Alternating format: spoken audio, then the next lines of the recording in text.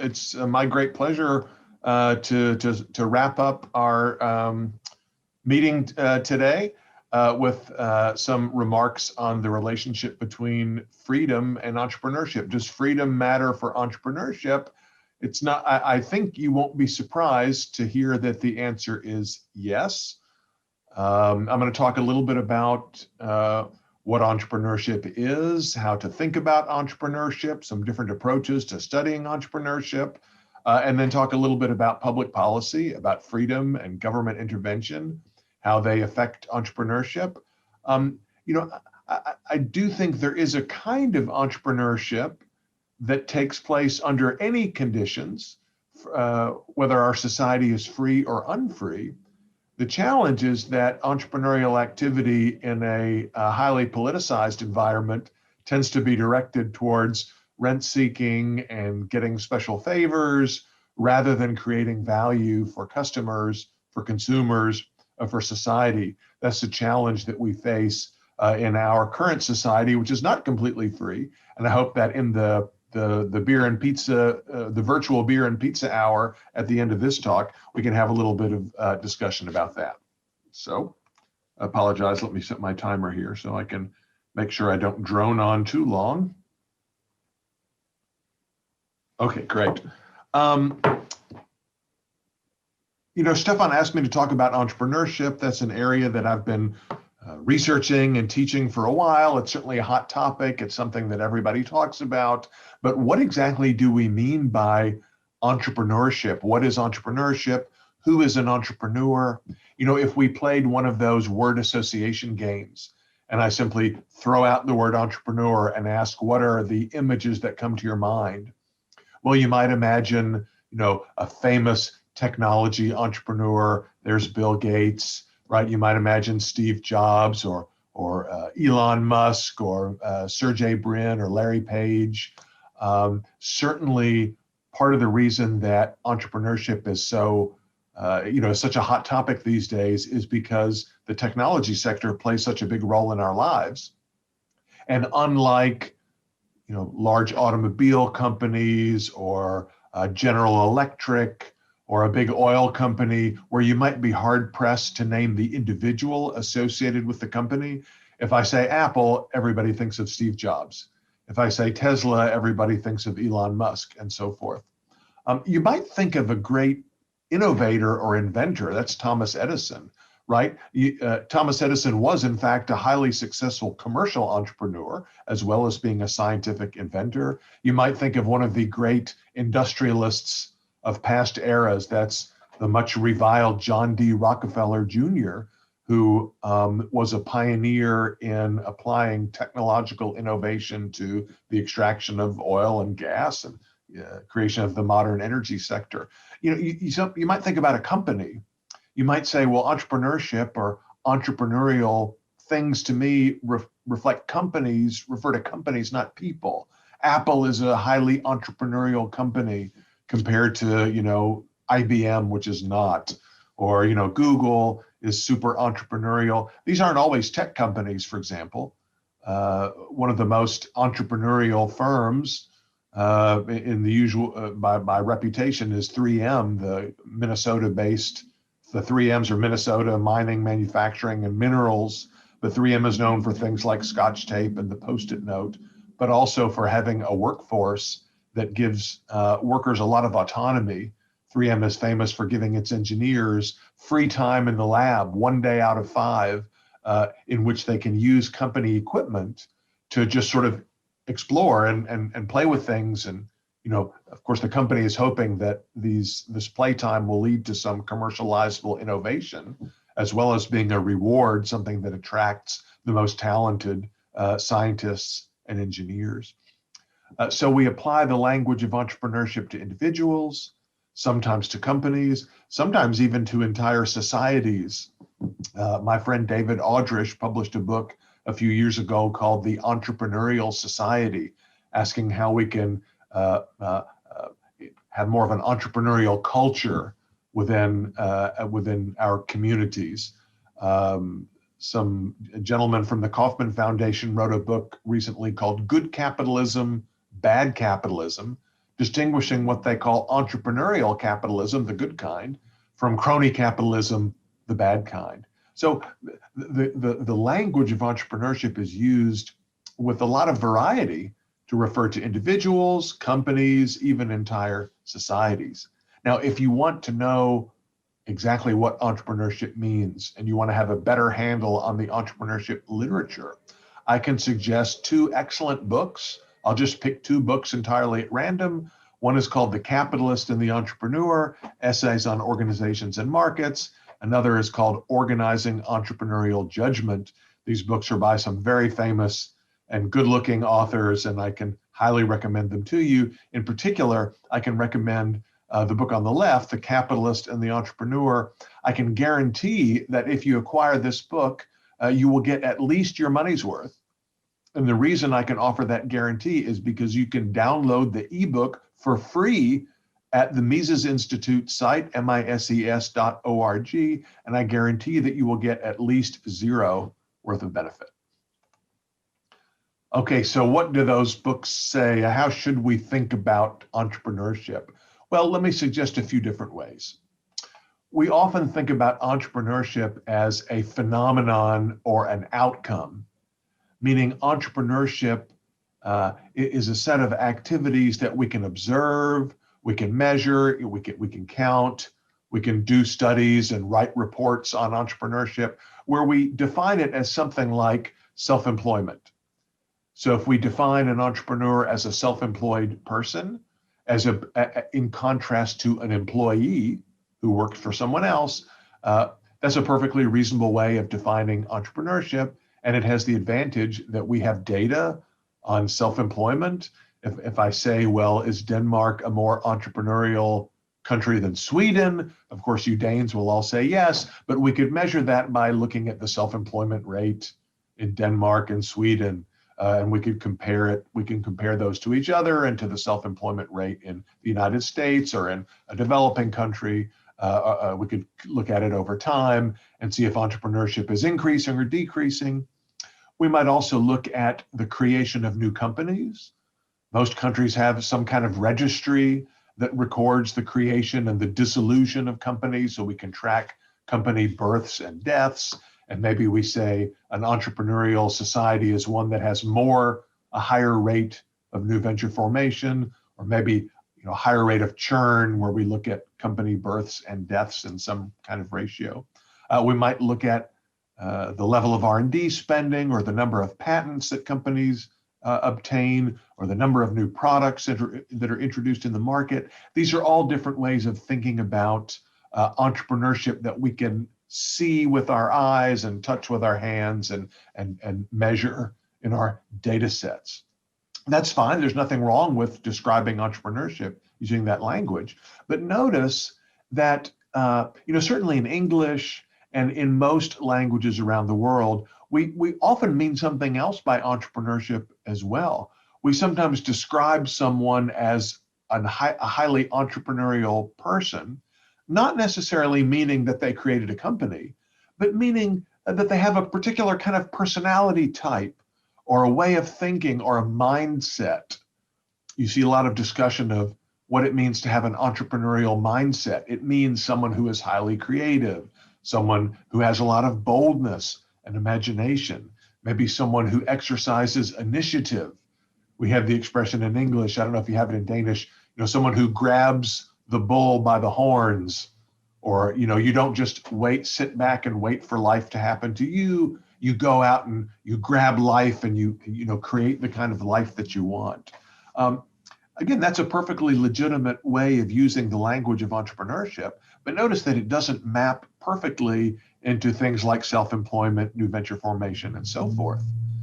We all know people who are highly creative and highly imaginative and so forth, who are not self-employed, who are employees, or who have never established a venture or never filed for a patent. And we probably also could find self-employed people or company creators who don't strike us as having this particularly bold and decisive personality. So we see a little bit of a contrast there. Now, if you look at the academic literature, If you look at the classic contributions to the economic theory of entrepreneurship, the great scientific writings on entrepreneurship, you often see yet a third way of thinking about entrepreneurship. I describe this as entrepreneurship as an abstract economic function, entrepreneurship as a role that is played in society rather than a specific empirical phenomenon or a specific personality type. For example, the great Austrian school economist Israel Kirzner famously defined entrepreneurship as alertness to opportunities for gain, for profit.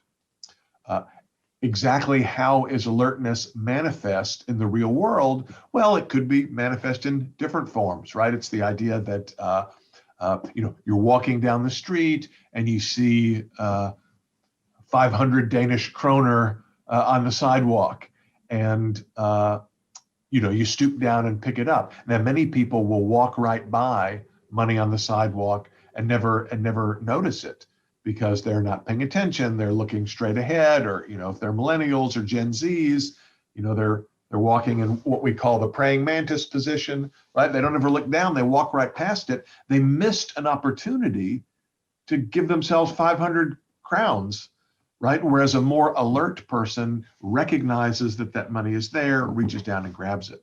So Kirzner would say that successful commercial entrepreneurs are like the person walking down the sidewalk with extraordinary alertness. They recognize some opportunity to buy low and sell high, to fill a gap in the market by introducing a new product or service, and by being the first to do so, by recognizing that market opportunity before anyone else, they're able to reap the profits, the financial gains from doing so. Other scholars have also thought about entrepreneurship as an abstract economic function, but they define that function in different ways. The great 20th century economist and social theorist Joseph Schumpeter defined the entrepreneurial function as kind of novelty, or you might say innovativeness, the tendency to introduce something new into the system that was not previously present. That is the role of the entrepreneur, not to fill a gap that's already there, but to disturb the existing equilibrium by introducing something new from outside the system. The great American economist Frank Knight and the Austrian economist Ludwig von Mises and some lesser known secondary figures have described entrepreneurship as, in yet a different way, as a means of dealing with uncertainty, with deep fundamental uncertainty in the environment, what Frank Knight described as uncertainty compared to probabilistic risk. Sometimes now we call it Knightian uncertainty after Frank Knight. So in this conceptualization, the role of the entrepreneur is to take certain actions, to make investments, to acquire resources, and combine and recombine these resources in pursuit of economic gain under conditions of uncertainty. The role of the entrepreneur here is to bear that uncertainty. Profits are a return to being successful at bearing that uncertainty, to being better than other entrepreneurs at anticipating future market conditions, whereas losses accrue to those who incorrectly anticipate future prices and market conditions. Regardless of exactly which functional approach one takes, I want you to notice that these abstract economic functions don't have a one-to-one correspondence with particular outcomes or phenomena or even personality types, right? It's just as we could talk about the function of labor in an economy. What role does labor perform without having a specific worker in mind or a specific job in mind or a mindset or mentality of the worker, or even whether the worker is performing this labor service in a large firm or a small firm, a high growth tech firm or an old economy, more sort of stable firm. One can still be alert to opportunities. One can introduce novelty and innovation. One can exercise judgment under uncertainty, under all of those conditions, right? I'm going to come back to this distinction between outcome-based, personality-based, and functional notions of entrepreneurship in just a moment when we talk about public policy. So with that in mind, what would an entrepreneurial society look like? Well, if we take a phenomenological approach that entrepreneurship means self-employment and startups and so forth, we would think that an entrepreneurial society is one that has a lot of startups and a high self-employment rate. If we think of entrepreneurship as a personality type, we might say an entrepreneurial society is one with a lot of creative people, one in which many people are frequently introducing new things that have never been seen before. Or we might argue that an entrepreneurial society is one that has high levels of alertness or novelty or judgment.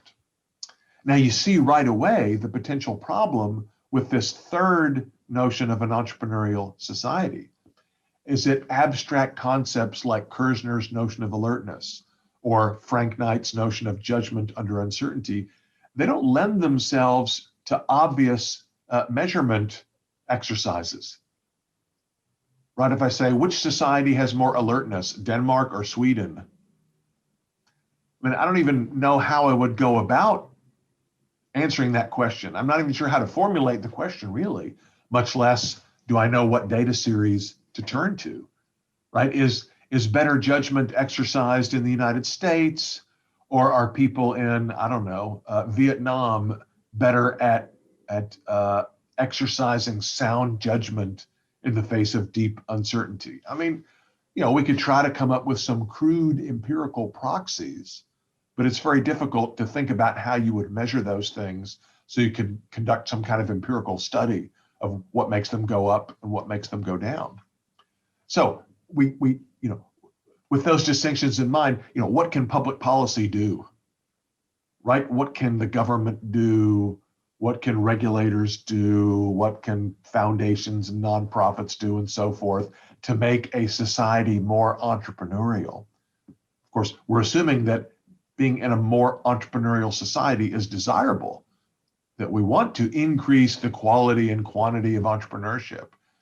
I mean, what could policy do about this? Well, I mean, education, I guess, right? We could talk about what entrepreneurship is. We could have lectures like the one we're having right now. I mean, I am employed full-time as an entrepreneurship professor, doing research on entrepreneurship, teaching courses in entrepreneurship, giving talks like this on entrepreneurship. I mean, presumably I'm doing so because I believe that informing and educating people about what entrepreneurship is and what entrepreneurs do provides some benefit, right? Can I measure it precisely? Not very easily, no. But I do think there are benefits to education. And I don't think anyone would disagree that education about entrepreneurship in some form is valuable. Now, exactly what does that education look like? Is it teaching people how to be entrepreneurs?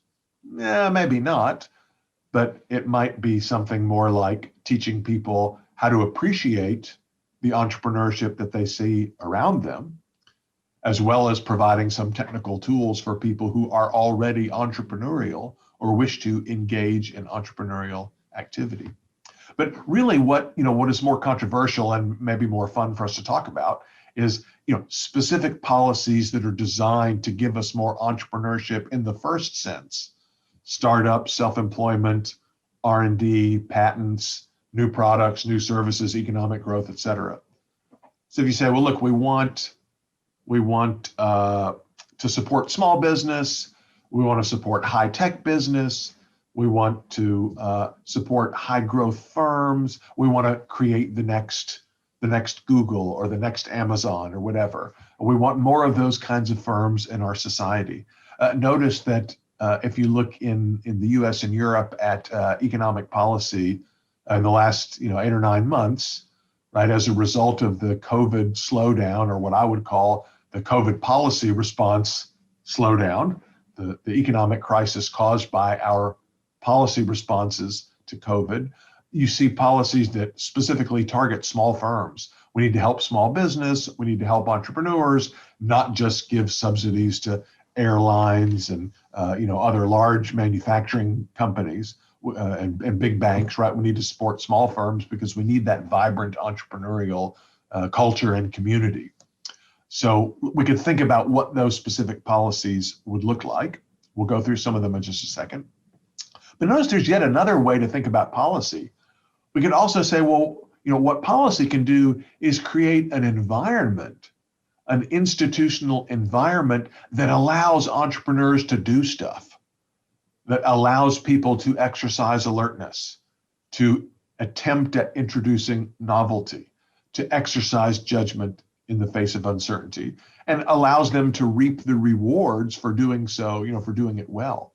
That's yet another way to think about policy, and we'll discuss these in a little bit more detail. Let's talk first about some of the targeted policies for small business, startup, tech firms, and so forth that we see in many countries around the world. Tax policy, of course. A lot of countries attempt to give favorable tax treatment to small business, maybe taxing self-employment income at a lower rate than the rate at which employment income is taxed, to try to encourage the formation of small business, to encourage people to go into self-employment. Large companies often get tax credits for the amount of R&D spending that they do. So we could try to incentivize more kind of quote unquote entrepreneurial stuff through the tax code. If we think that registering a new company could be a burden on the formation of new ventures, we might want to lower those registration costs. Some of you may be aware that the World Bank does a survey of the cost of starting a new business around the world in terms of regulatory compliance. How many days does it take to get the permits to open up a restaurant or to start a construction firm?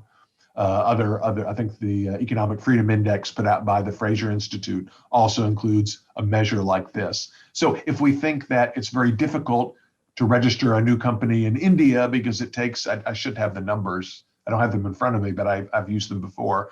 India is a country where it takes, 252 days on average to start a new company, compared to Hong Kong where it takes 1 day. Those aren't exactly the right numbers, but it takes much longer in India than it does in Hong Kong. So you might say we should try to make India more like Hong Kong in terms of lowering the burden on starting a new venture.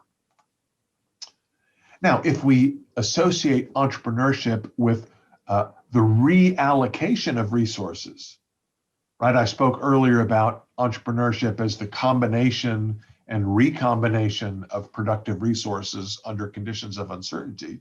Maybe we want to make it easier to reallocate resources. So for example, we might want a bankruptcy code that makes it easy to shut down poorly performing ventures and make those resources available to other ventures. We might want labor market rules that are highly flexible, right? That allow companies to hire and fire workers, that make it easier for workers to move from one venture to another. I mean, the Nordic countries, Denmark in particular, score very high, do very well in terms of measures of labor market flexibility compared to some of your neighbors like France, for example, right? It's a bit of a caricature, but it's almost impossible to close a factory in France. It's almost impossible to lay off workers in France. Gee, that sounds great if you're a worker, but that means that inefficient, poorly performing ventures cannot be shut down. And resources that could be used to create even more value in some other place, at some other factory, in some other industry, in some other market segment, are tied up in the original one. They can't be released to move to a higher valued use in a society that places an high priority on job stability and security, like many European countries do. So we might want to revise the labor law to make it easier for resources, including labor, to be reallocated from one venture to another. What about subsidies, right? You talk to policymakers. I've even spoken to policymakers before in Denmark about this. How do we get more small businesses and startups? We want more of those. Of course, they immediately think, to whom do we give the money? We want more of something, we need to subsidize it. What kind of subsidies should we give? I mean, some of these subsidies are indirect, meaning they're not going to a specific company or a specific entrepreneur. So they say, well, we need more infrastructure. We need to have a more reliable electricity grid, and we need a better system of roads. We need a good good internet, broadband internet. These are not issues that people think about too much in North America or Western Europe or Japan, but in the global South, there's a lot of emphasis placed on this. Can people start a venture without a reliable way of communicating, secure communication of financial information over a wireless network without roads and bridges and energy, et cetera? Education plays a role here too. Maybe people, government policymakers think we should subsidize technical training, have more technical institutes and trade schools and so forth, and maybe even giving money to research universities to improve their training of engineers and scientists and so forth. This is one potential form of subsidy that is very attractive to policymakers. They also may tend to give very direct subsidies to specific entrepreneurs, to specific firms. Most countries have some program of subsidized loans or gifts or grants. In the US, we have SBIR grants, which are given to high growth companies that apply through go through a review process and show that they have a highly innovative project in the works. They can get a government grant. Governments build and fund research institutes, incubators and accelerators, research parks and so forth that allow particular firms, particular entrepreneurs, those who are admitted into the incubator or who are admitted into the accelerator, who are allowed to set up shop in the research park. You give them training and mentoring and access to capital and subsidized lending and so forth. So these are all ways to provide benefits to specific firms that we think are highly entrepreneurial. We want more entrepreneurship. We identify nascent entrepreneurs and we basically give them cash and other forms of support. Do these policies work? What evidence do we have on subsidies? I'll speak in particular about the direct subsidies because it's more easy to look at the track record of government programs in those cases. Well, we have a lot of studies on government funding for innovation. In the US, we have studies of things like the Small Business Administration, which is a government agency designed to provide subsidized loans to small business. I mentioned the SBIR program before. There are quite a few studies of these programs, and by far the consensus view, very robust finding in the literature, is that more government subsidized loans to small businesses and to innovative businesses is associated with lower levels of innovation and economic growth than we would otherwise expect. A lot of papers by Harvard economist Josh Lerner, some of them collected in a very interesting book that he published in 2009 called Boulevard of Broken Dreams, which I would recommend to you. It's a study of the US Small Business Administration. There have been several more recent papers that look at targeted lending for small business and innovative firms, and the results are pretty disappointing, okay? You might also think about, more generally at the national level, industrial policy. It used to be thought that the rise of Japan in the 1980s and the so-called Asian tigers in the 90s was the result of their very clever targeting of key industries and key firms with government support. And I think it's pretty widely accepted now that industrial policy was a failure and is not responsible for high rates of economic growth in those countries. What about incubators and accelerators? What about institutions, organizations, programs designed to pick nascent entrepreneurs and ventures and give them support and help to bring them to commercial viability? This is a subject I've been researching a little bit myself in recent years. And my own work and the work of other people in this area has found that the results are pretty disappointing in terms of what incubators are promised to deliver. one study that I did of government subsidized incubators affiliated with universities in the US found that incubators actually did seem to play a role in helping university personnel and other clients of these university incubators establish companies, but the quality of the innovations coming out of these institutions actually went down. We found that when universities place more of an emphasis on business creation, the universities become less innovative themselves. The sort of innovations that come out of university research labs become less valuable, less fundamental, less impactful, less commercially viable. Another study that we are still working on government-funded incubators in Europe shows that incubators are good at getting private lenders to give money to the firms that are in the incubator.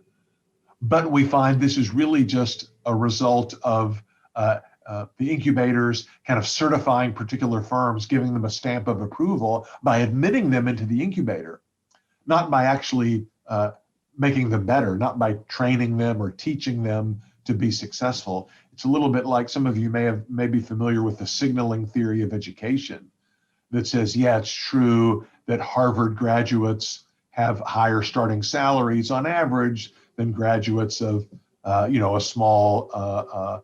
small community college, but that's not because Harvard does a better job teaching them. It's just because only very capable people can get into Harvard in the first place.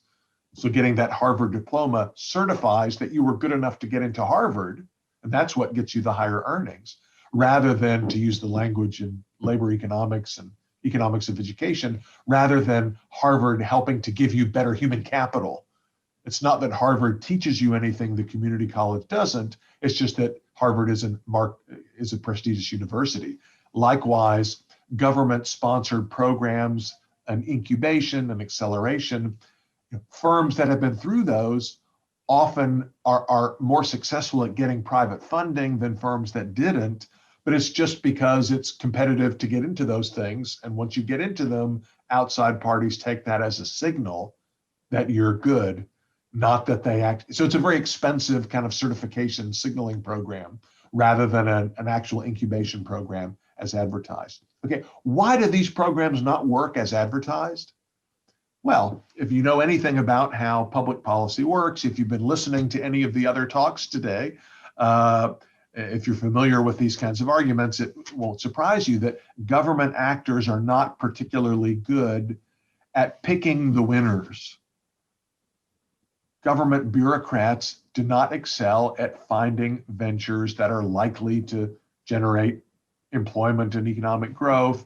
They're not good at picking innovations that will lead to new technologies that will not only be commercially viable, but bring spillover benefits to other industries, and of course will benefit all of us as consumers. I mean, we already have specialized actors in the world who play the role of trying to identify nascent entrepreneurs, nascent technologies, nascent ventures that will later be likely to be successful and who provide support to these ventures. They're called banks, angel investors, venture capitalists, other financial market providers, other private sector partners, right? Who not only have specialized expertise in doing so, but also have skin in the game, right? They personally benefit because their investments are more valuable if they invest wisely, whereas government bureaucrats don't have any incentive. They have no skin in the game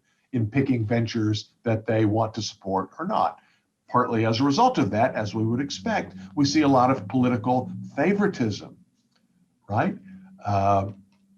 Your venture gets financial support because it's politically connected, because it's in a it relates to green energy, or it checks off some boxes that are politically popular, that are government priorities for reasons having nothing to do with the quality of the underlying innovation. Maybe because you have a famous last name like Biden. Oh, did I say that out loud?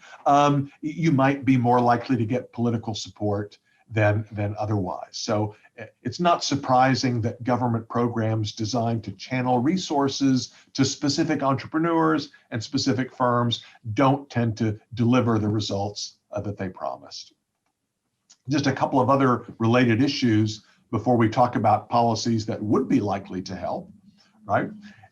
One is the important role played by geography in these conversations, right? We all know that a lot of highly entrepreneurial and highly innovative firms and individuals, tend to be located close together.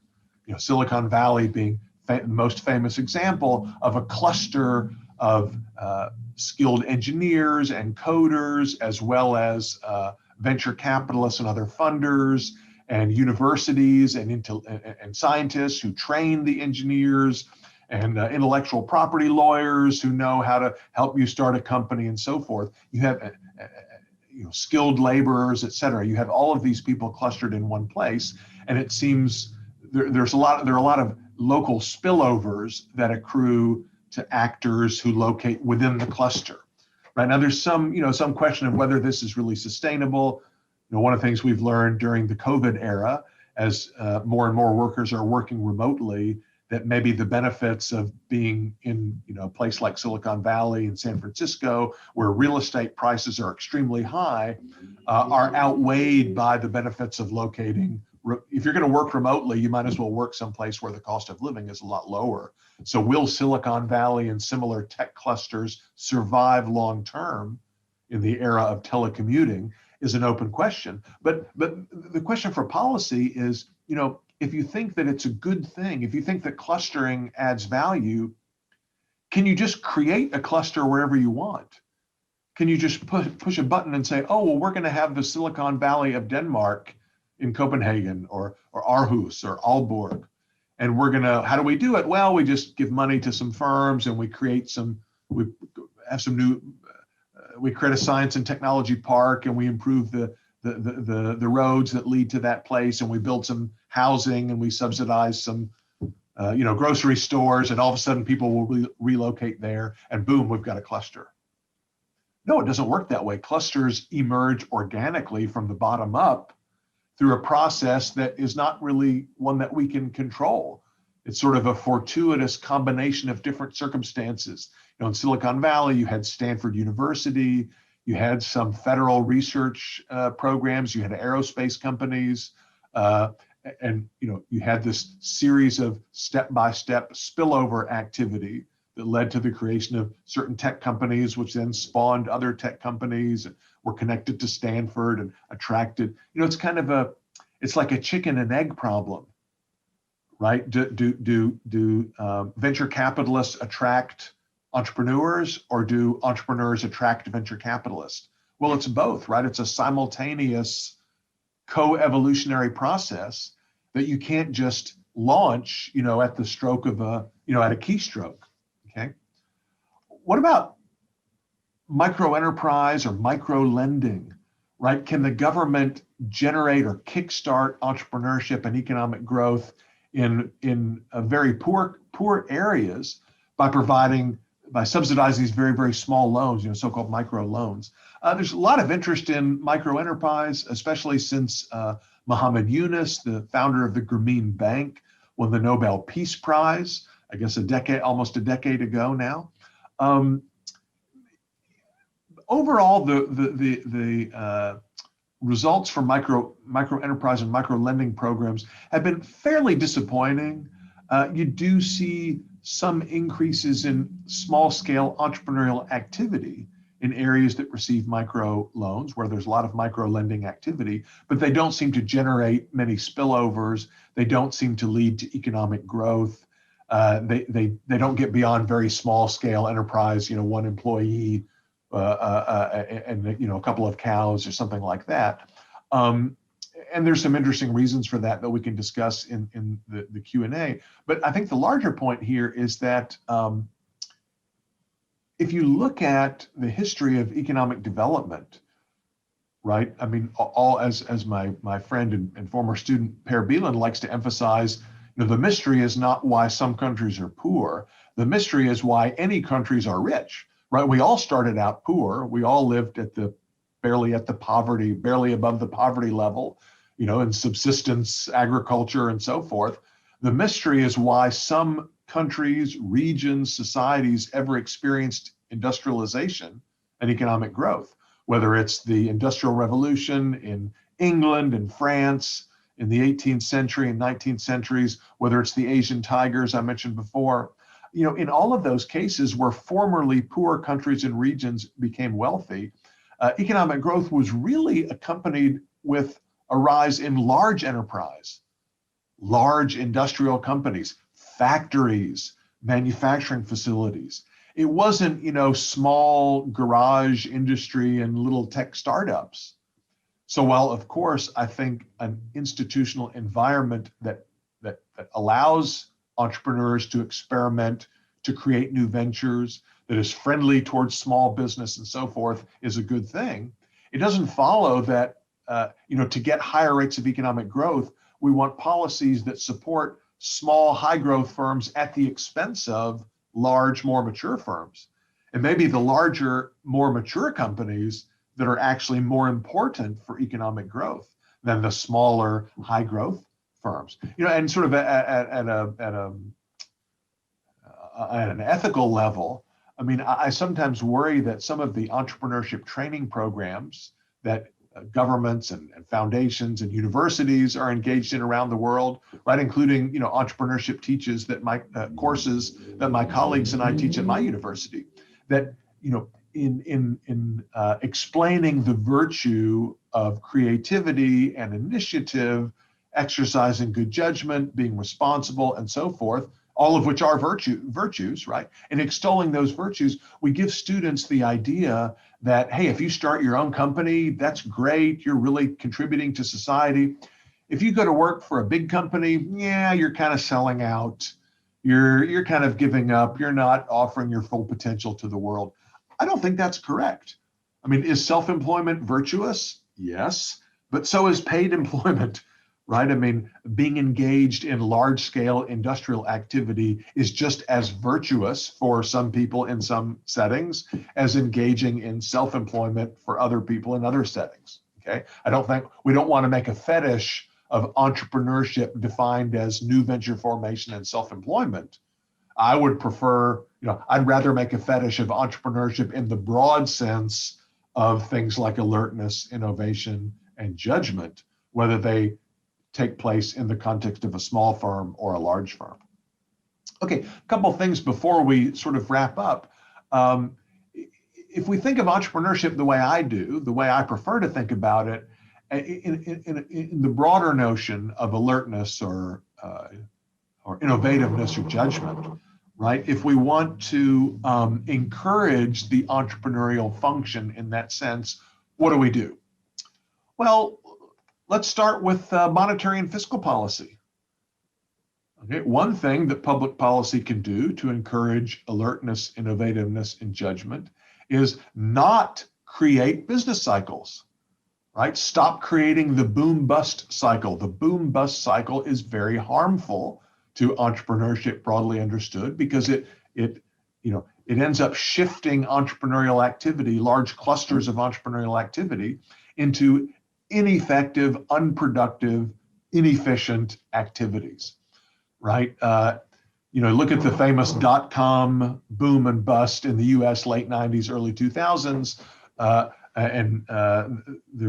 there's some people think there's a similar kind of tech bubble taking place today, right? Credit bubbles, the boom-bust cycle engineered by credit expansion, right, tends to stimulate overinvestment in particular activities at the expense of others. And, where that overinvestment is channeled depends on particular circumstances, but it is often channeled into things like the tech sector, as we saw in the 1990s, right?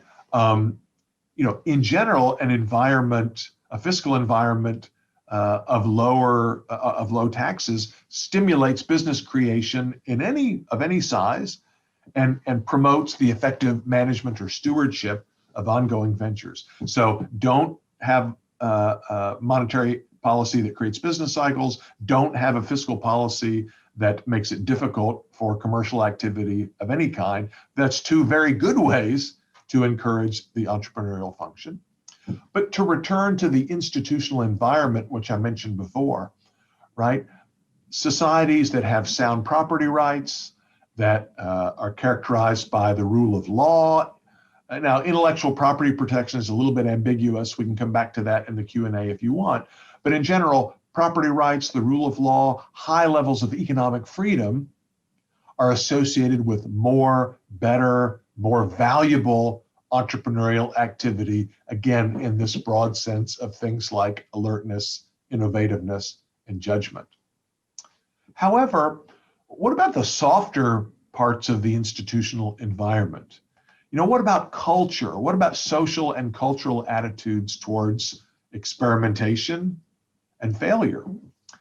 Do you know the term, the tall poppy syndrome? The tall poppy syndrome refers to this, aphorism or whatever that, the poppies that stick up taller than the other poppies are the ones that are likely to get cut down. And you see versions of this aphorism in different cultures and different countries, all getting at the same idea that, people who sort of think very highly of themselves, think that they're better than other people, are striving to stand out from the crowd, may encourage some resentment, some social and cultural resentment, or even worse, right?